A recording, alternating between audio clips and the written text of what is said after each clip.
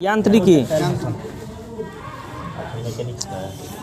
प्रक्षेप गति को दीर्घतम प्रयास प्राप्त करने के लिए अधिकतम कितने कोण की आवश्यकता होती है? 45 डिग्री। प्रक्षेप गति को दीर्घतम प्रयास प्राप्त करने के लिए अधिकतम कितने कोण की आवश्यकता होती है? 45 डिग्री।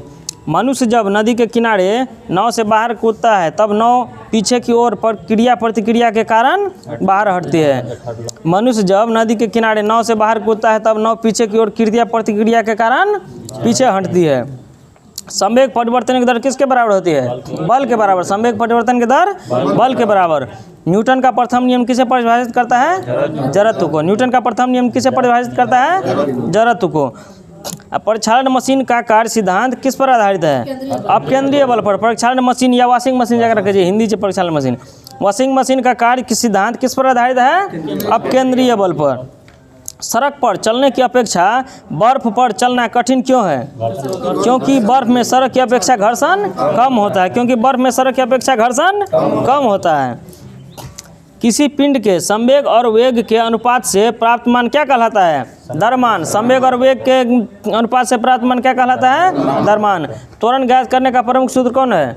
A बराबर V माइनस यू बटे टी। V माइनस यू बटे टी, जहाँ V बराबर अंतिम वेग, U बराबर प्रारंभिक वेग और T समय अंतराल। तेल से अंशतः भरा हुआ टैंकर समतल सड़क पर एक समान त्वरण से जा रहा है। तेल का मुक्त पृष्ठ कैसा होगा? परवलयीय वक्राकार। परवलयीय वक्राकार। एक समान वृत्तीय गति पर त्वरण सदैव क्या रहता है? उपस्थित रहता है। वृत्तीय गति पर हर हमेशा त्वरण उपस्थित रहता है। एक समान वृत्तीय गति पर त्वरण क्या होता है? सदैव उपस्थित रहता है। किसकी उपस्थिति के कारण ब्लैक बोर्ड तथा कागज पर लिखना संभव है? घर्षण के कारण। किसकी उपस्थिति के कारण ब्लैक बोर्ड तथा कागज पर लिखना संभव है? घर्षण के कारण। अब देखिए न्यूटन के गति के नियम। न्यूटन गति का प्रथम नियम है, यदि कोई पिंड विराम अवस्था में है तो वह तब तक उसी अवस्था में रहेगा जब तक कि उस पर कोई बाह्य बल आरोपित न हो। ये चीज़ याद रखना चाहिए। देख सुनिए बढ़िया से। यदि कोई पिंड विराम अवस्था में है तो वह तब तक उसी अवस्था में रहेगा जब तक उस पर कोई बाहरी बल आरोपित न हो। इसका उदाहरण के लिए देखिए, चलती गाड़ी के रुकने पर उसमें बैठे यात्रियों का आगे झुक जाना। चलती गाड़ी पर रुकने पर उसमें बैठे यात्रियों का आगे झुक जाना। पेड़ से फल टूटकर नीचे गिरना। पेड़ से फल टूटकर नीचे गिरना। कपड़े को डंडे से पीटने पर धूल कणों का अलग होना। कपड़े के डंडों से पीटने पर धूल कणों का अलग होना। अक्सर एग्जाम्पल पूछा जाता है। एग्जाम्पल हर हमेशा ध्यान रखना है एग्जाम्पल। द्वितीय नियम, किसी वस्तु के संवेग परिवर्तन की दर उस पर लगाए गए बल के समानुपाती होता है तथा संवेग परिवर्तन की दिशा बल के अनुदिश होती है। न्यूटन गति का द्वितीय नियम सुनिए। किसी वस्तु के संवेग परिवर्तन की दर उस पर लगाए गए बल के समानुपाती होता है तथा संवेग परिवर्तन की दिशा क्या होता है? बल के अनुदिश होता है। इसका एग्जाम्पल देखिए, गेंद पकड़ते समय खिलाड़ी अपने हाथों को पीछे की ओर खींच लेता है। कैच रेट में जो पीछा खींच कह दिला कि चोट कम लगती है। गेंद पकड़ते समय खिलाड़ी अपने हाथों को पीछे की ओर खींच लेता है। ये कौन सा नियम है? द्वितीय नियम। तृतीय नियम में देखिए, प्रत्येक क्रिया के बराबर और विपरीत दिशा में प्रतिक्रिया होता है। प्रत्येक क्रिया के बराबर और विपरीत दिशा में प्रतिक्रिया होता है। इसलिए गति के क्रिया या प्रतिक्रिया का नियम भी कहते हैं। क्रिया प्रतिक्रिया का नियम किसको कहते हैं? तृतीय नियम को। न्यूटन के तृतीय नियम को क्रिया या प्रतिक्रिया का नियम भी कहते हैं। इसका एग्जाम्पल में, बंदूक से गोली निकलते समय बंदूक पकड़ने वाले व्यक्ति को पीछे की ओर धक्का लगता है। रॉकेट का नियम, वायुयान की गति या चप्पू चलाने पर नाव का आगे बढ़ना। ये सब क्या है? एग्जाम्पल है। 3 गो एग्जाम्पल फेमस है। बंदूक से गोली निकलते समय बंदूक पकड़ने वाले व्यक्ति को पीछे की ओर धक्का लगता है। एगो रॉकेट का नियम, वायुयान की गति, चप्पू चलाने पर नाव का आगे बढ़ना।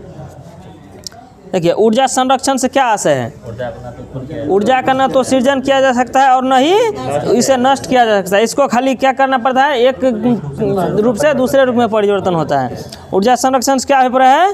ऊर्जा का न तो सृजन किया जा सकता है और न ही इसे नष्ट किया जा सकता है। केवल इसे एक रूप से दूसरे रूप में परिवर्तित किया जा सकता है। अंतरिक्ष से गिरता हुआ पिंड पृथ्वी के वायुमंडल में प्रवेश करने पर क्यों जल उठता है? वायु के घर्षण के कारण। वायु के घर्षण के कारण। ग्रहीय पिंडों की परिक्रमा गति ग्रहों द्वारा सूर्य का परिक्रमण में प्रभावी बल है अभिकेंद्रीय बल। ग्रहीय पिंडों की परिक्रमा गति या ग्रहों द्वारा सूर्य का परिक्रमण में प्रभावी बल है अभिकेंद्रीय बल। अभिकेंद्रीय बल क्या करता है? खींचता है केंद्र की ओर। दूध मथने के पश्चात क्रीम का दूध से पृथक हो जाने का कारण है अपकेंद्रीय बल। दूगो, एगो जो है वॉशिंग मशीन आ एगो जो है ये दूध से मक्खन का पृथक होना अपकेंद्रीय बल के कारण। किसके कारण? अपकेंद्रीय बल के कारण। वायु की ऊर्ध्वाधर गति को क्या कहते हैं? वायु प्रक्षोभ। वायु के ऊर्ध्वाधर गति को क्या कहते हैं? वायु प्रक्षोभ कहते हैं। रॉकेट किस सिद्धांत पर कार्य करता है? संवेग संरक्षण के सिद्धांत पर। रॉकेट किस सिद्धांत पर कार्य करता है? संवेग संरक्षण के सिद्धांत पर। किसी पिंड के संवेग और वेग के अनुपात से प्राप्त मान क्या कहलाता है? द्रव्यमान। ये हो गया था ना, यहाँ होगा। चलिए, सरल आवर्त गति के दोलन में किसकी आवश्यकता होती है? प्रत्यास्थता एवं जड़त्व दोनों की। सरल आवर्त गति में दोलन में किसकी आवश्यकता होती है? प्रत्यास्थता एवं जड़त्व दोनों की। कमानी तुला किस सिद्धांत पर कार्य करती है? हुक के नियम। कमानी तुला किस सिद्धांत पर कार्य करती है? हुक के नियम। जब एक कार की गति दोगुनी कर दी जाती है तब उसको उतनी ही दूर में रोकने के लिए ब्रेक बल कितना गुना लगाना होगा? 4 गुना। दोगुनी किया जाएगा तो कितना बल लगाना होगा? 4 गुना। जेट इंजन किस सिद्धांत पर कार्य करता है? रेखीय संवेग संरक्षण के सिद्धांत पर। जेट इंजन किस सिद्धांत पर कार्य करता है? रेखीय संवेग संरक्षण के सिद्धांत पर। अब देखिए ये पूरा इंपॉर्टेंट है। प्रथम श्रेणी को उत्तोलक, द्वितीय श्रेणी या तृतीय श्रेणी, एगो ने एगो पूछिए देता है सब एग्जाम में।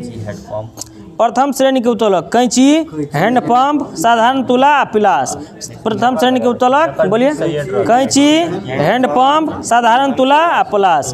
कैंची, हैंडपंप, साधारण तुला, पिलास। बीच में जे लगल, हाँ, बीच में जकर बीच में से यहाँ केंद्र या नोट लगल रहते ना, वो भए गेल प्रथम श्रेणी के उत्तोलक। ओकरा द्वितीय श्रेणी के उत्तोलक सरोता और नींबू निचोड़ने वाली मशीन। सरोता और नींबू जकर जैसे सबसे साइड में।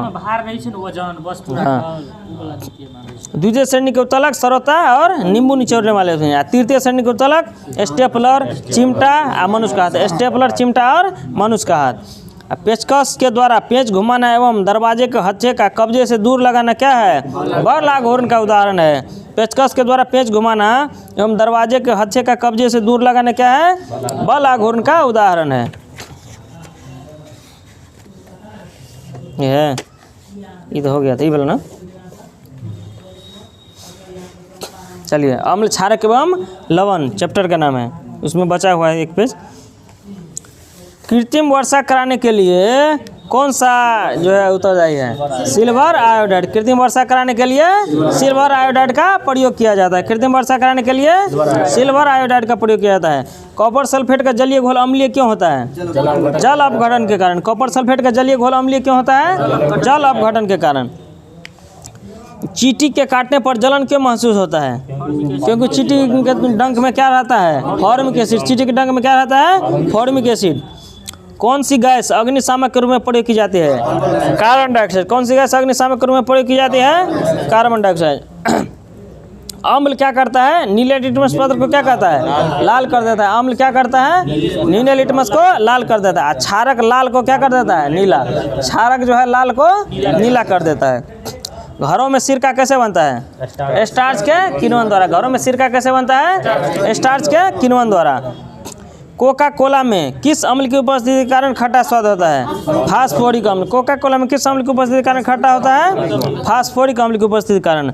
शुद्ध जल का पीएच मान 7 होता है। शुद्ध जल का पीएच मान 7, जिसका मतलब पीएच मान 7 होगा वो कैसा होगा? उदासीन होगा, कोई स्वाद नहीं होगा उसमें। पीएच मान कितना होगा? 7। अचार के परिरक्षण हेतु उसमें कौन सा अम्ल मिलाया जाता है?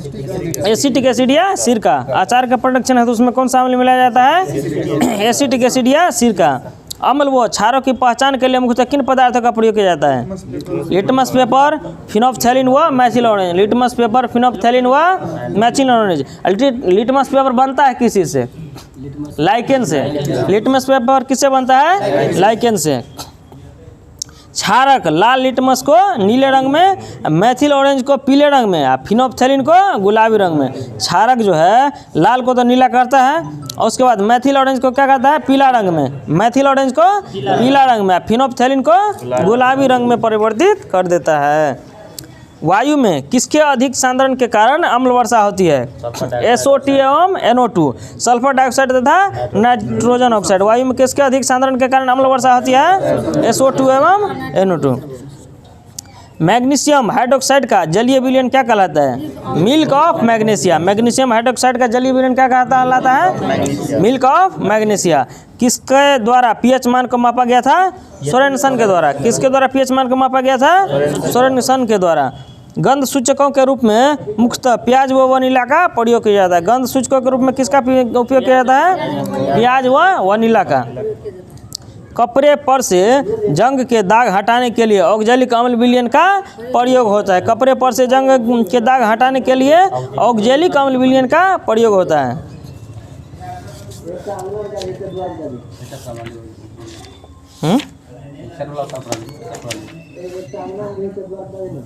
भऽ गेलै भए गेलै पूरा। एहिमे कते पेज छै बायोलॉजीमे? ये हो गया था ना। चलिए बायोलॉजी में चैप्टर का नाम है जीवन की उत्पत्ति से संबंधित प्रमुख सिद्धांत एवं जैव विकास। एहिमे कौन ई ना ई नहीं भेल रहे, ई दुनू नहीं, ई भेल रहे नहीं वो भेल रहे। इहो नहि भेल छल यार अते तक पता नहीं, अते तक इहो ई भेल रहे बस। तो जंतु विज्ञान की प्रमुख शाखा है। विच्छेदन के द्वारा शरीर एवं विविध अंगों की रचना का प्रदर्शन एनाटॉमी। विच्छेदन के द्वारा शरीर एवं विविध अंगों की रचना का प्रदर्शन करना एनाटॉमी कहलाता है या एनाटॉमी के अंतर्गत किया जाता है। मानव जाति के सांस्कृतिक विकास का अध्ययन एंथ्रोपोलॉजी। मानव जाति के सांस्कृतिक विकास का अध्ययन एंथ्रोपोलॉजी। इकोलॉजी जैविक एवं अजैविक वातावरण से जीवों का विविध संबंधों का अध्ययन।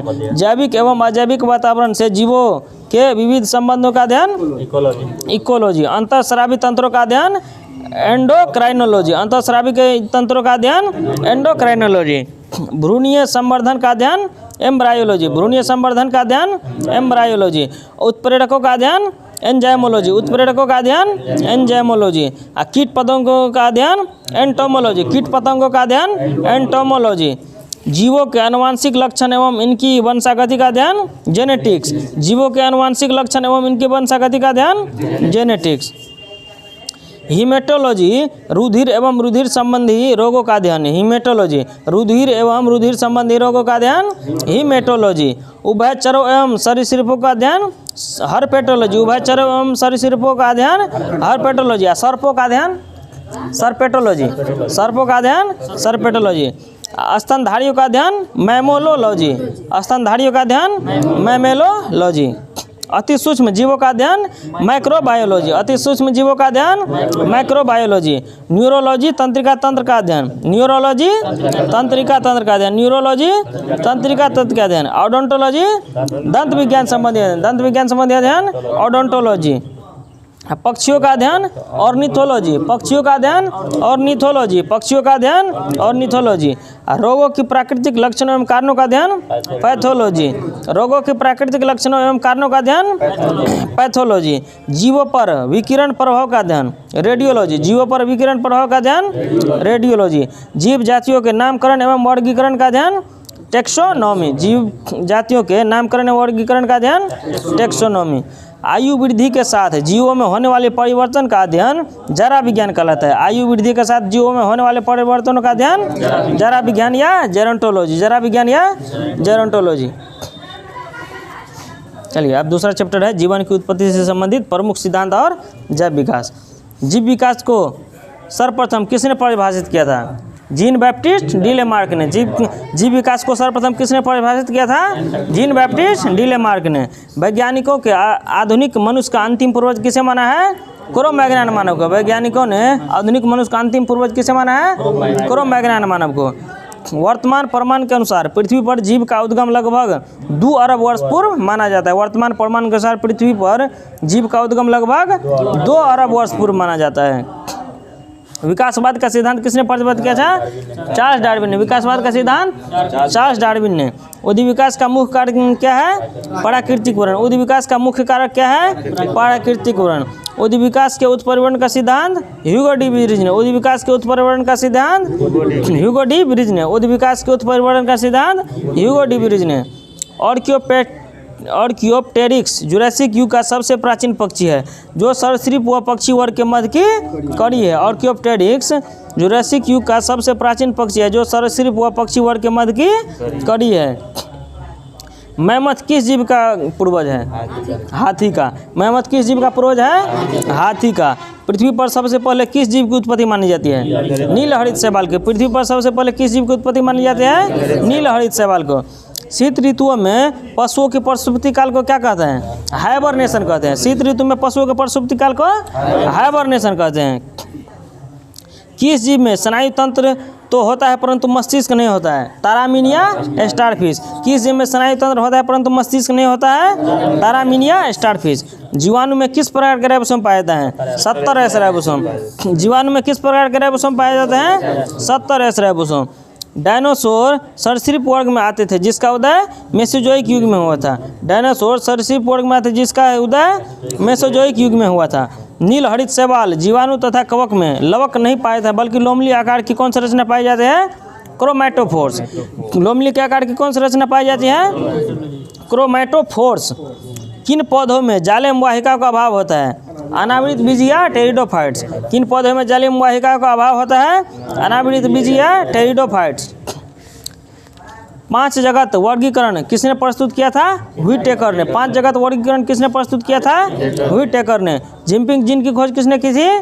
मैकक्लिंटोक ने। जिम्पिंग जीन की खोज किसने की थी? मैकक्लिंटोक ने। जिम्पिंग जीन की खोज किसने की थी? मैकक्लिंटोक ने। कौन से क्षार डीएनए तथा आरएनए दोनों में पाया जाता है? एडेनिन, ग्वानिन तथा साइटोसिन। कौन से क्षार डीएनए तथा आरएनए दोनों में पाया जाता है? एडेनिन, ग्वानिन तथा साइटोसिन। ऐसे कौन से उड़ने वाले जीव है जो पक्षी वर्ग में नहीं आता है? चमगादड़। ऐसा कौन सा उड़ने वाला जीव है जो पक्षी वर्ग में नहीं आता है? चमगादड़। चमगादड़ को उड़ने की क्षमता होते हुए भी पक्षी वर्ग के अंतर्गत शामिल नहीं किया गया है बल्कि इसे स्तनपायी वर्ग में शामिल किया गया है। सबसे बड़ा स्तनपायी जीव व्हेल। सबसे बड़ा स्तनपायी जीव व्हेल है। वह समूह जिसके जंतु प्राय रात्रिचर होते हैं? मच्छर, चमगादड़ और उल्लू। मच्छर, चमगादड़ और उल्लू। अब देखिए कुछ साधारण नाम है मानव का। साधारण नाम और उनका वैज्ञानिक नाम। मानव का वैज्ञानिक नाम होमो सेपियंस। मानव का वैज्ञानिक नाम होमो सेपियंस। तेंदुआ का पैंथेरा पारट्स। तेंदुआ का पैंथेरा पारट्स। बाघ का पैंथेरा टिग्रिस। बाघ का पैंथेरा टिग्रिस। शेर का पैंथेरा लियो। शेर का पैंथेरा लियो। मटर का पाइसम एस्टाइवम। मटर का पाइसम एस्टाइवम। बिल्ली का फेलिस कैटस। बिल्ली का फेलिस कैटस। मेढक का राना टिग्रिना। मेढक का राना टिग्रिना। धान का ओराइजा स्टाइवा। धान का ओराइजा स्टाइवा। सरसों का ब्रेसिका कंपेस्ट्रिस। सरसों का ब्रेसिका कंपेस्ट्रिस। चना का सीसिर एरिएटिनम। चना का सीसर एरिएटिनम। गेहूं का ट्रिटिकम एस्टिवम। गेहूं का ट्रिटिकम एस्टिवम। गाय का बॉस इंडिकस। गाय का बॉस इंडिकस। आम का मैंगिफेरा इंडिका। आम का मैंगिफेरा इंडिका। आम का मैंगिफेरा इंडिका। इसके बाद चलिए प्रकाश संश्लेषण की प्रकाशिक एवं अप्रकाशिक अभिक्रिया क्लोरोप्लास्ट में कहाँ संपन्न होती है? ग्रेना एवं एस्ट्रोमा में। क्रमशः ग्रेना एवं एस्ट्रोमा में। मोलस्का संघ के कुछ जंतुओं में नीले या हरे रंग का रक्त किसके कारण होता है? हीमोसाइन के कारण। मोलस्का संघ के कुछ जंतुओं में नीले या हरे रंग का रक्त किसके कारण होता है? हीमोसाइन के कारण। मानव हृदय का बायां नीला प्रकोष्ठ पूर्णतः ऑक्सीकृत रक्त को महाधमनी में और संपूर्ण शरीर में भेजता है। मानव हृदय का बायां नीला प्रकोष्ठ पूर्णतः ऑक्सीकृत रक्त को महाधमनी में और संपूर्ण शरीर में भेजता है। पॉज करो।